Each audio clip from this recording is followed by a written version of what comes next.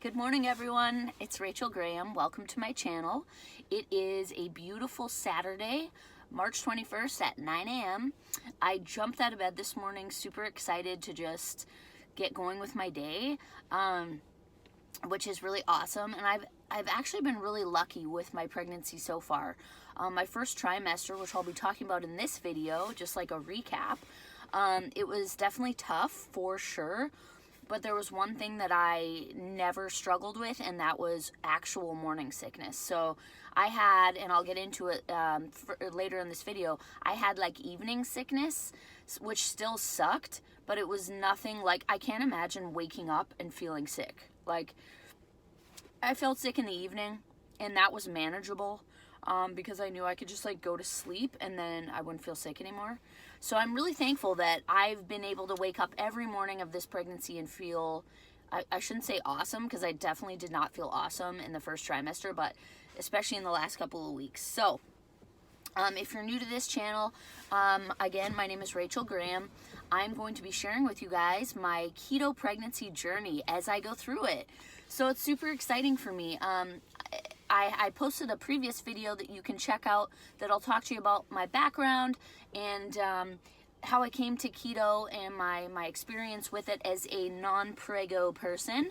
But now that I'm pregnant and safely out of my first trimester, in which there was no possible way I could eat any form of low carb, and if you can, then that is awesome, but I just couldn't do it. So here I am. I'm going to be jumping into a low carb lifestyle again actually we're into a few weeks into my second trimester. So I've dabbled for the last couple of weeks. I have good days, I have bad days.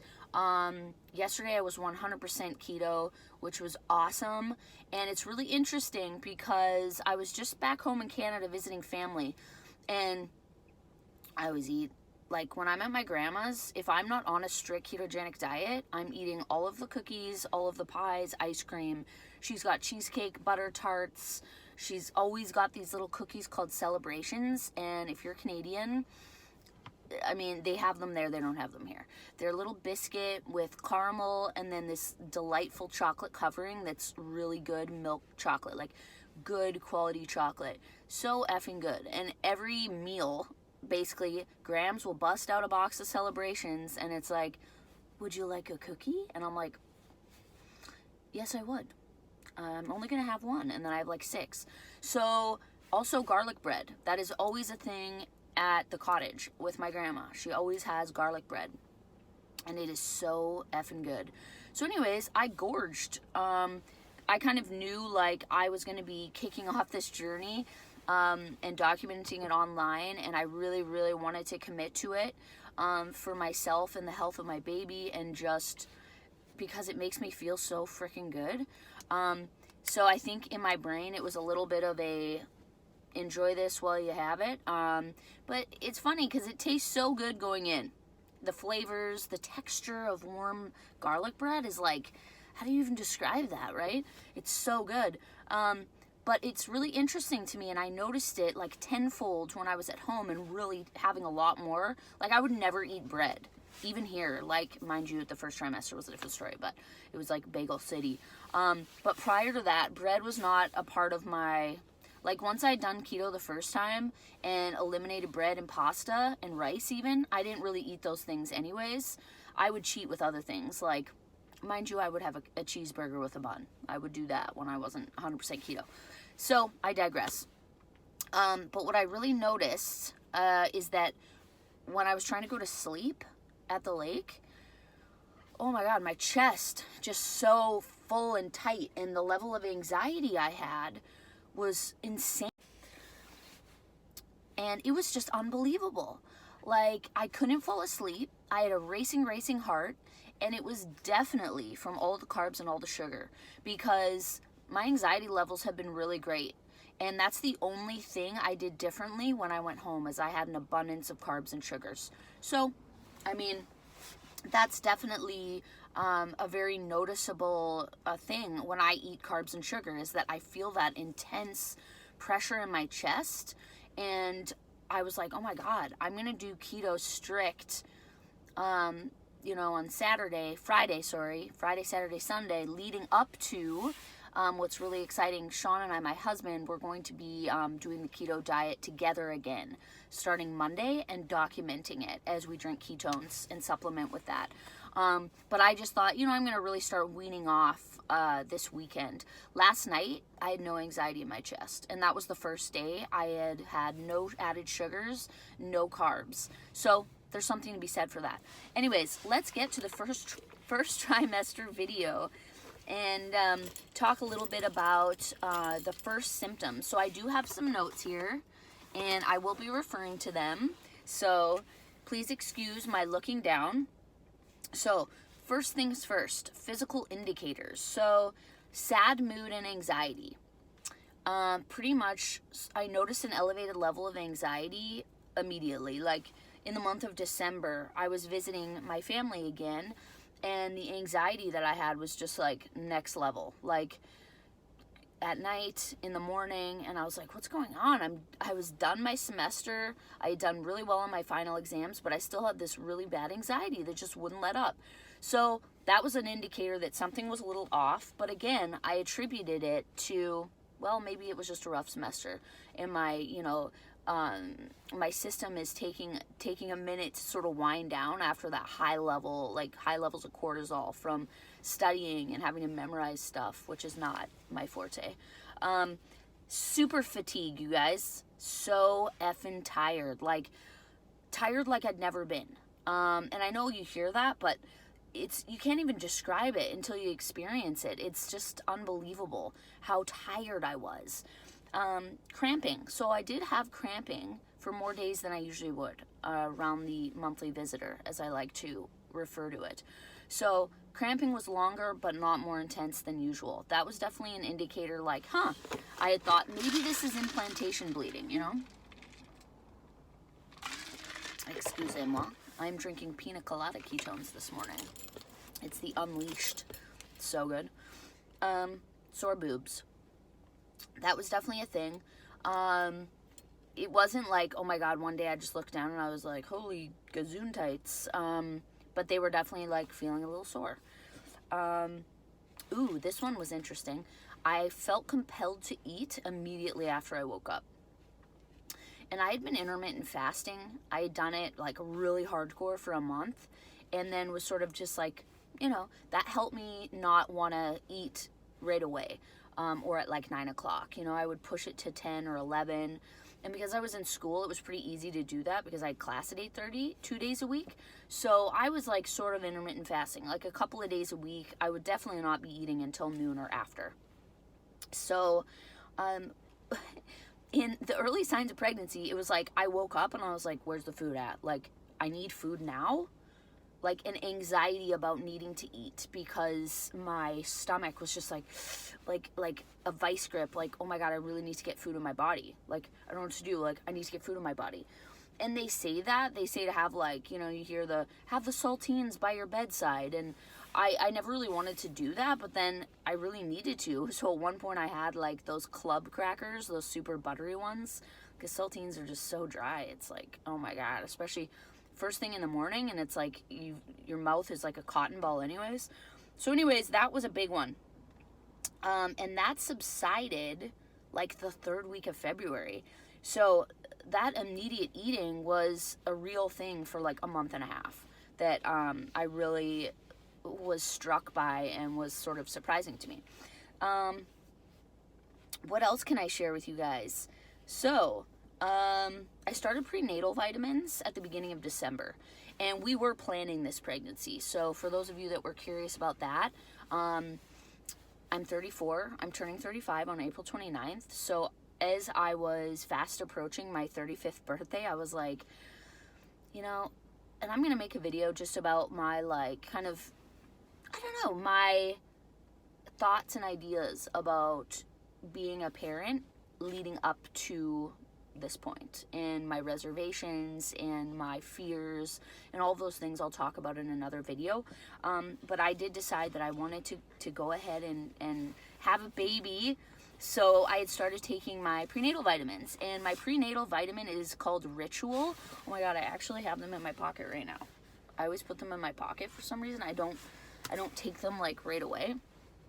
It's this cute little translucent pill, and these are amazing, you guys. Like, a lot of people have said that their prenatal gives them like nausea. These, I've never experienced that. I've had just a really positive experience. I'm gonna pop them there. And I can definitely do a video about Ritual prenatal vitamins if you guys would like to learn more about my, I don't know. I mean, what's my experience with my prenatal vitamin? Didn't cause me any negative side effects. I've had a really good experience with their shipping. It's been, you know, it's like a monthly subscription. So it comes out of my account, and then I get my bottle. This sun is a little weird over here. Hopefully it's not distracting that my face looks like a weird pale yellow moon. So, on to the next thing. Some other things to note. I had stopped drinking alcohol on September 13th, 2019. So I had a few months sober before I actually found out I was pregnant. Which brings us to that date, which was, January 2nd. I know I wrote that down.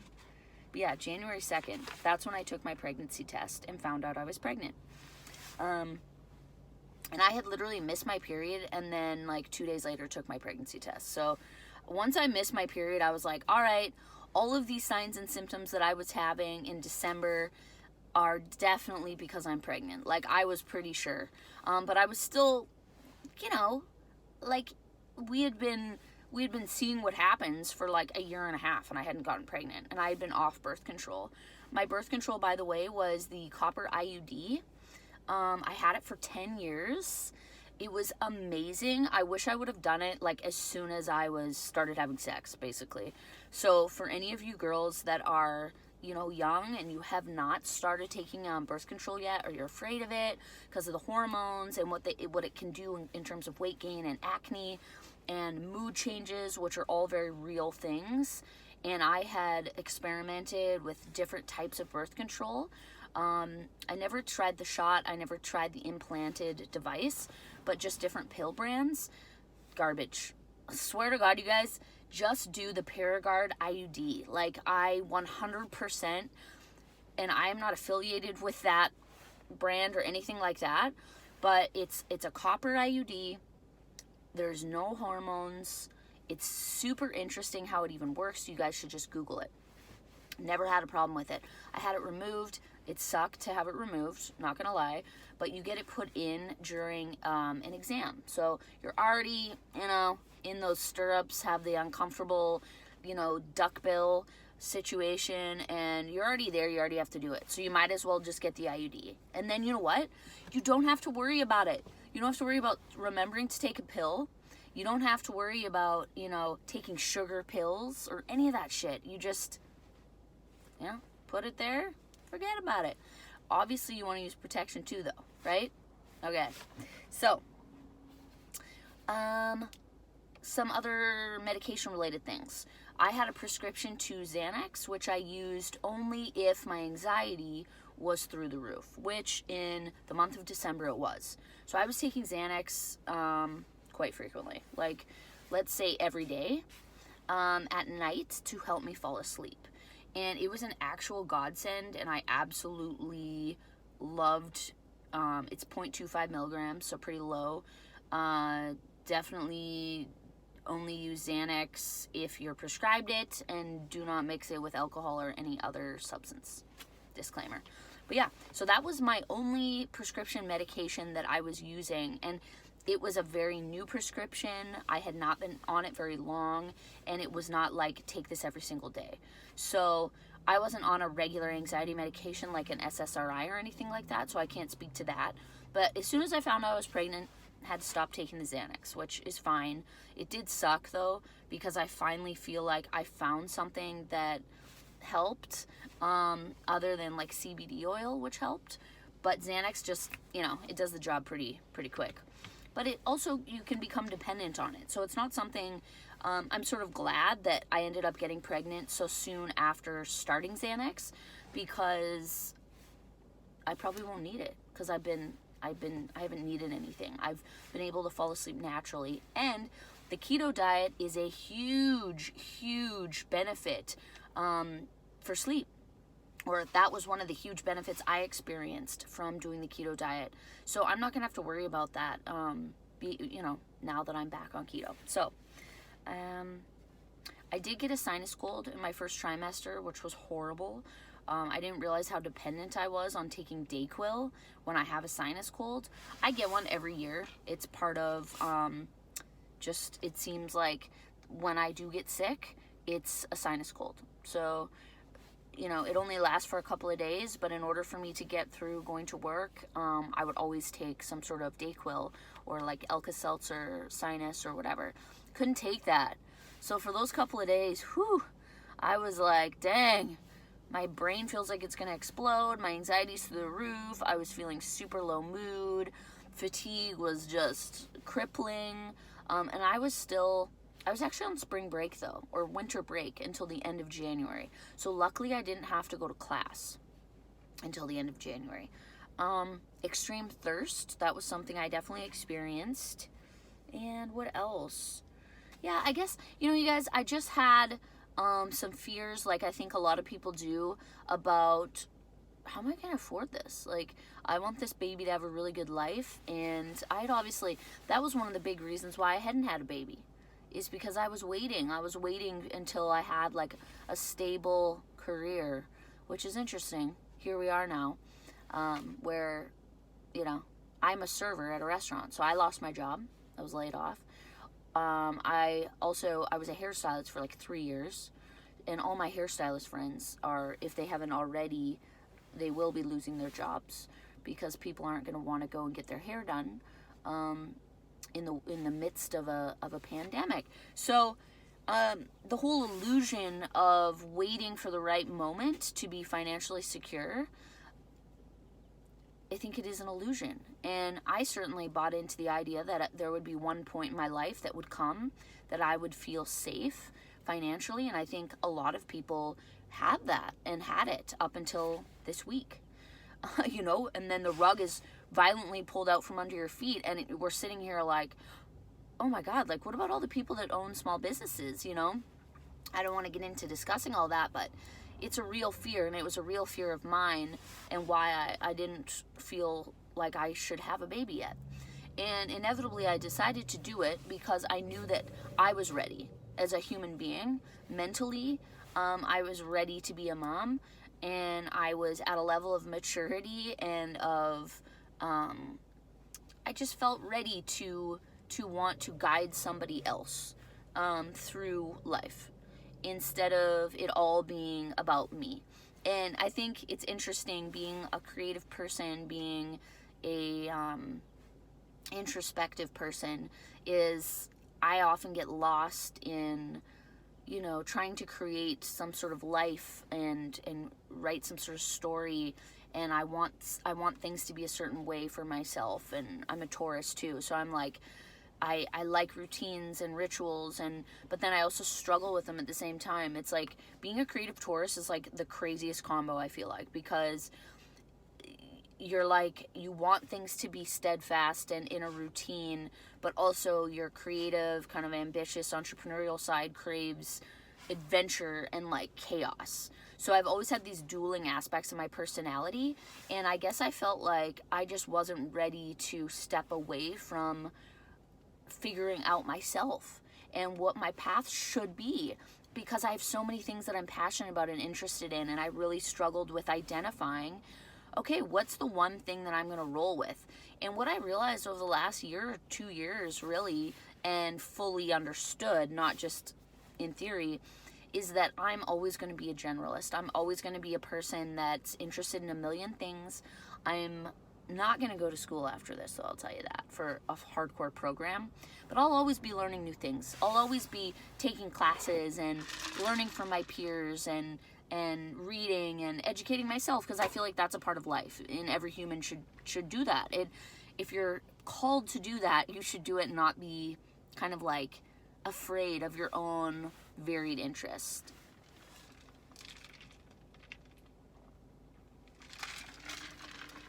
This is actually the first day that I'm drinking ketones instead of my coffee in the morning. So this is a caffeinated ketone supplement, and you can drink caffeine when you're pregnant. They recommend that you only have like 1 cup of coffee, or the equivalent of like 200 milligrams of caffeine, somewhere in that arena.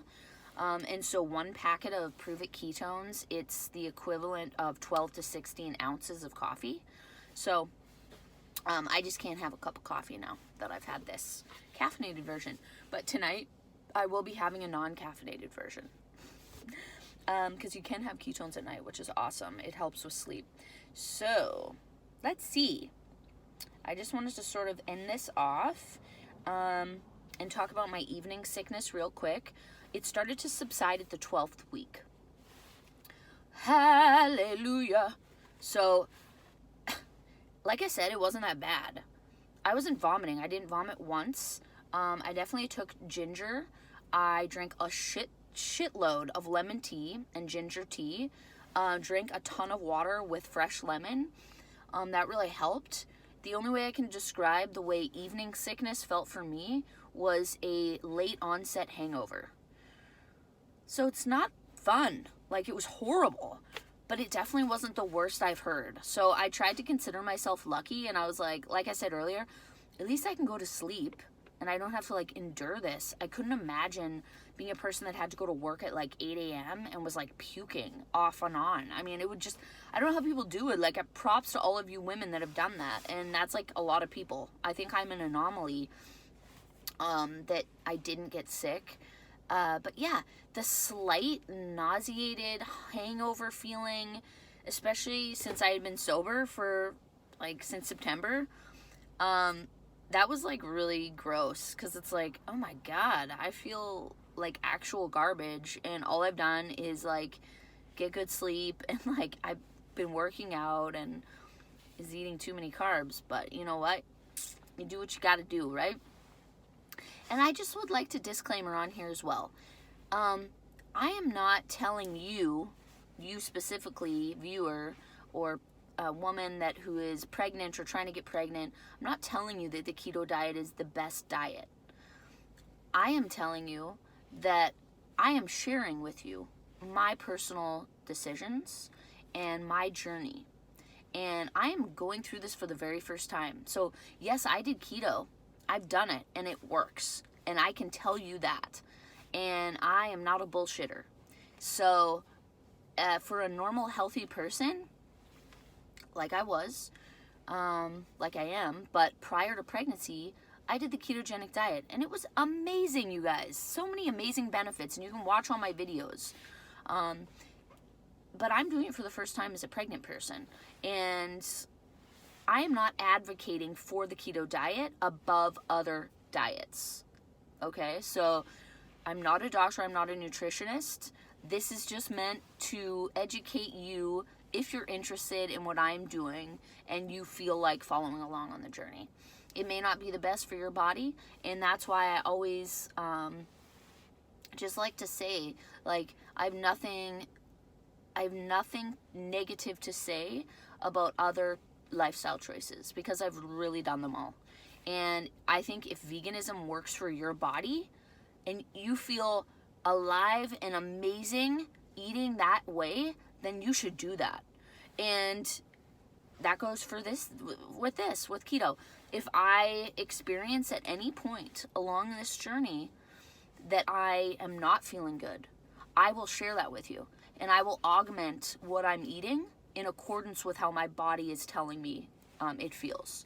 So, disclaimer, this is not a keto diet for pregnant women is the only way to eat. I'm not saying that at all. So take this with a grain of salt. This is just one human being, conveying my journey to another. So if you're interested, then awesome. Keep watching. If not, then carry on. All right? So, oh, bloating. That was something I also experienced, where my belly literally looked huge. And I was like, oh my God, I'm not that far along yet. Why do I look like I'm 6 months? But through my friend Google, I was able to discover that a lot of women experience that. And it's just bloating. And it's definitely subsided. So My boobs are still sore, but not overly sore. The best part is that my mood lifted. Like, oh my God, it was like this giant rain cloud just like moved away from, you know, its position located right over my head.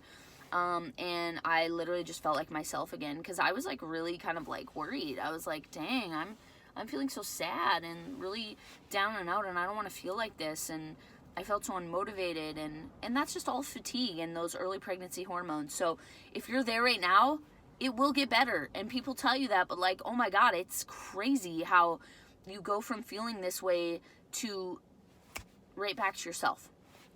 So don't fear. You will get there. We told most people at 10 weeks. I didn't want to wait for the 12th week mark, because frankly, the way I was feeling, I needed people to know, like, yo, I'm not just like falling apart over here for no reason. Like, I feel like garbage. But once I told people, they were really surprised. Like, nobody knew. No one even noticed that like I was acting weird. And I felt like I was, I mean, a completely different person, but I guess, you know, I managed to hold it together at work. I told my work at about 12 weeks, just because I did want to wait to tell like my entire team at work. And let's just get to the quick, the different dates. So my first doctor's appointment was on January 27th. That's when I had all my labs done. Everything was good. I decided against genetic screening. Ooh, hot topic. So if you're interested in me making a video about why I decided against genetic screening, then please comment below.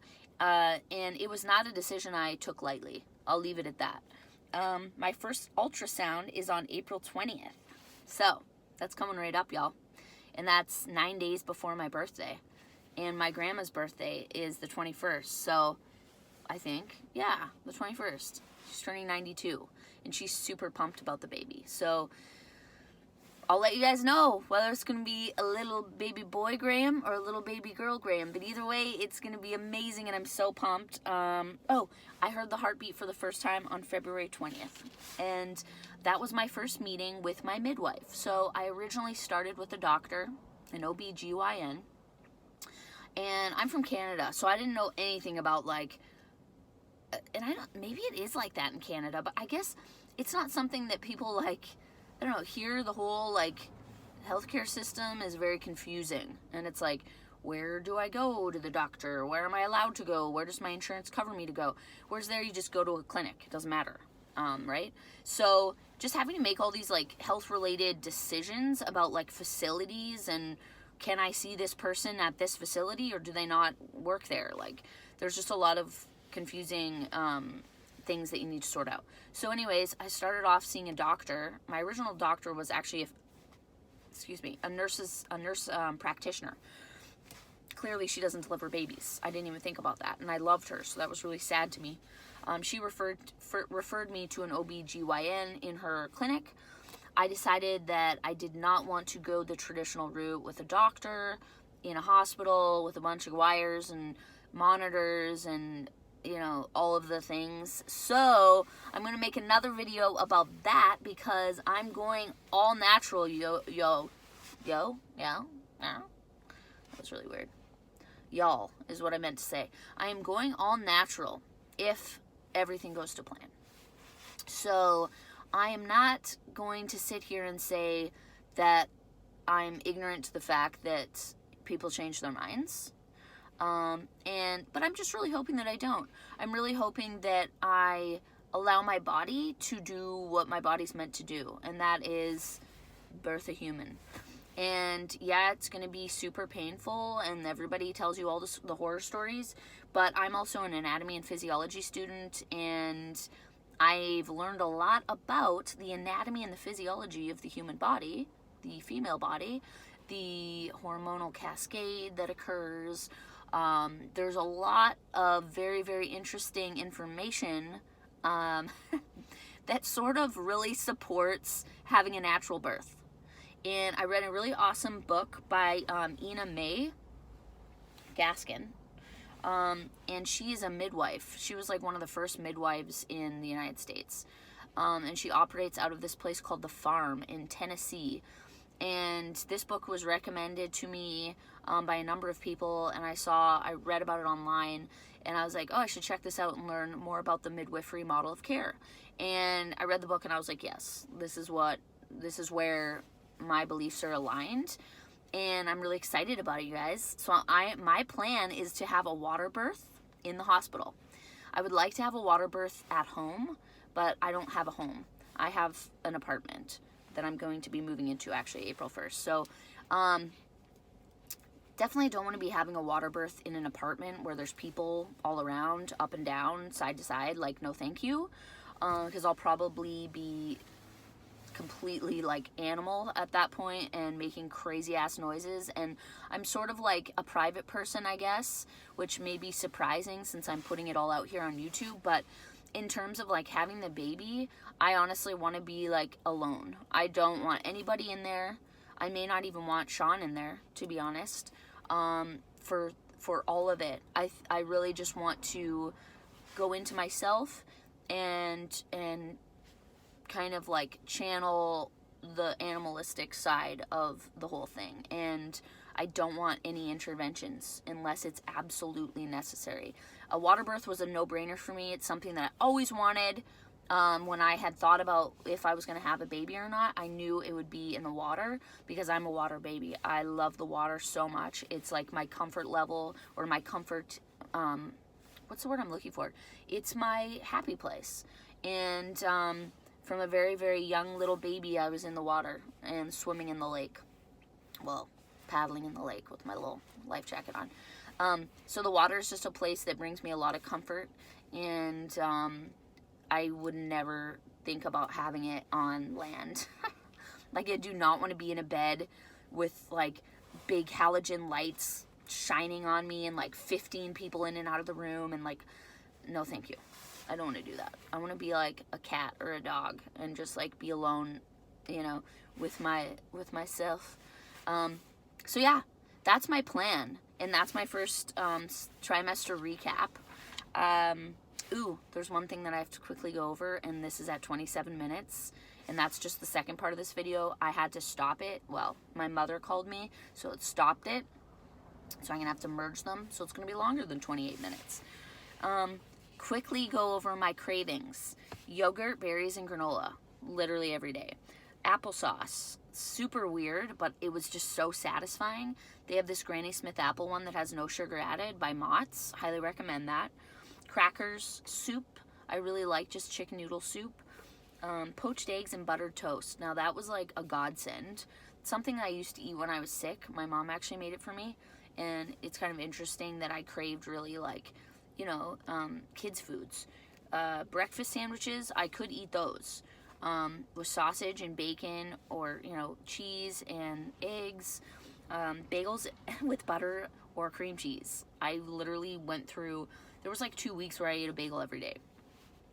But then it stopped abruptly when I moved into my second trimester, and I haven't eaten a bagel since. Fruit smoothies, super, super delicious. Like I said, tea, lemon and ginger.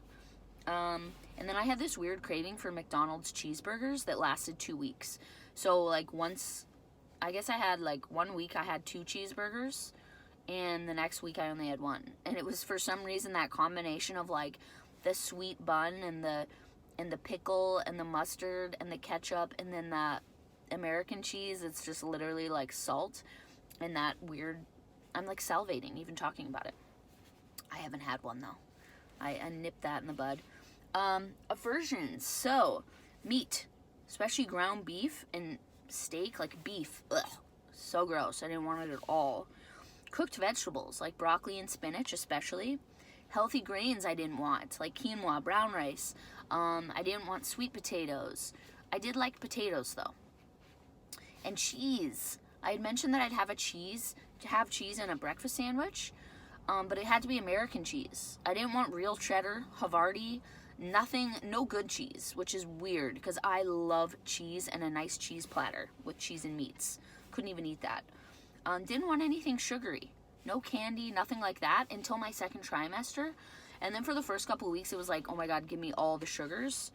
I didn't want pizza, and I still haven't wanted pizza. Super weird because I love it. Tacos. I couldn't even stomach the idea of Mexican food or anything spicy for that matter. That's gone. And then fried foods. So that's my list of cravings and aversions. I hope I included everything. If there's anything that you would like to know more about, please drop a comment below or reach out to me, like I said, on Instagram or Facebook Messenger. Thank you so much for watching. I hope this wasn't too long.